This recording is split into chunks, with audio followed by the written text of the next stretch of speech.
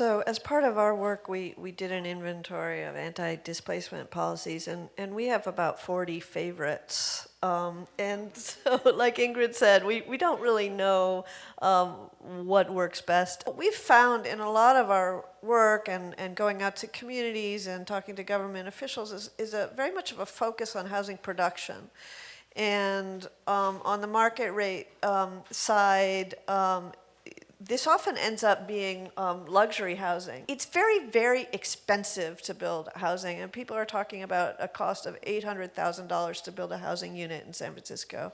So it just takes a lot of capital, and the market, by definition, becomes very high-end. So there's that form of production, which won't actually trickle down ever to middle or low-income households. So I always urge folks to think about preservation as your production strategy, and many regions are starting to take this up. And in California, in the Bay Area, we have something that just got formed called the Naturally Affordable Housing Trust Fund, which is basically funds to help cities buy up affordable housing or land on which affordable housing can be built in order to preserve what affordability we have near the urban core. So I also think that it's important in this discussion that we have is to understand the role that community and community agencies and organizers and activists have played in really defining the parameters of displacement. So that's really where I kind of come in. I know that we want to hold off on talking about gentrification, but I'm not sure if you can talk about displacement without talking about gentrification, because one drives the other. What happens to communities when they become sites of investment and moneyed interest? And what happens to communities, populations of color, who have lived in certain communities as a result of redlining, covenants, blockbusting, and do create communities that they then see themselves being forced out of? So I've worked on two projects that are really related to neighborhood change and displacement. One is on residential mobility patterns in Philadelphia from 2002 to 2014.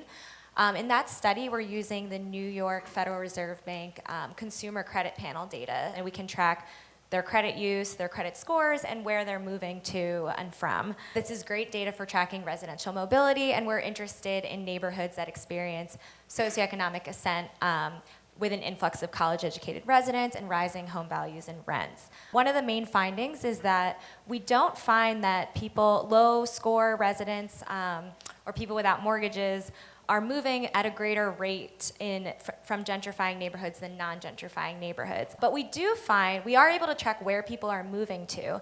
And what we do find are that low credit score residents are moving to neighborhoods generally within the city rather than the suburbs, and to neighborhoods with higher disadvantage, higher crime rates, lower test scores, and lower incomes. So this suggests that there's indirect displacement happening, where there's declining affordable neighborhoods occurring, and these low-score residents have more and more limited options. We find that the change in the neighborhoods that's occurring is really driven ultimately by the selective entry of high-income households and not by the exit of low-income households. In research studying the experience of poor renters during the 1990s around the country, we found that they were no more likely to leave their homes in gentrifying neighborhoods than in other low-income neighborhoods. It turns out that low-income households have very high rates of mobility, of residential mobility. Kai Wright talked about that. In all types of neighborhoods, they experience those high rates of mobility. And what really drives change in neighborhoods is who moves in to replace them. Preservation is really what we have to do. We have to start thinking about how do we buy buildings and keep them from filtering up to higher income people.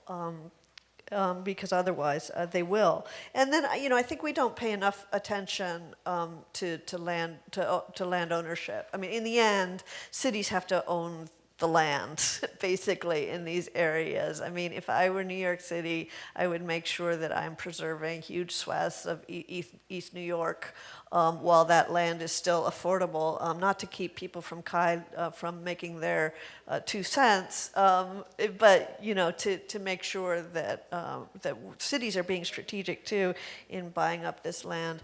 And lastly, we just don't talk enough about income strategies. This is an income problem, folks, not a housing crisis. And if we have to keep bringing in income inequality and what it's doing into the conversation.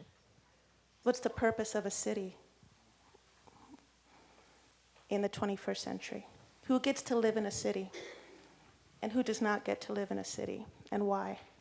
And maybe policy can begin there, redefining cities and redefining communities in a way that also takes into consideration everybody and not just those who can afford it. For us to have a really, I think, meaningful conversation around housing, we have to think about what is our commitment to housing. Do we believe that housing is a right or is it a privilege?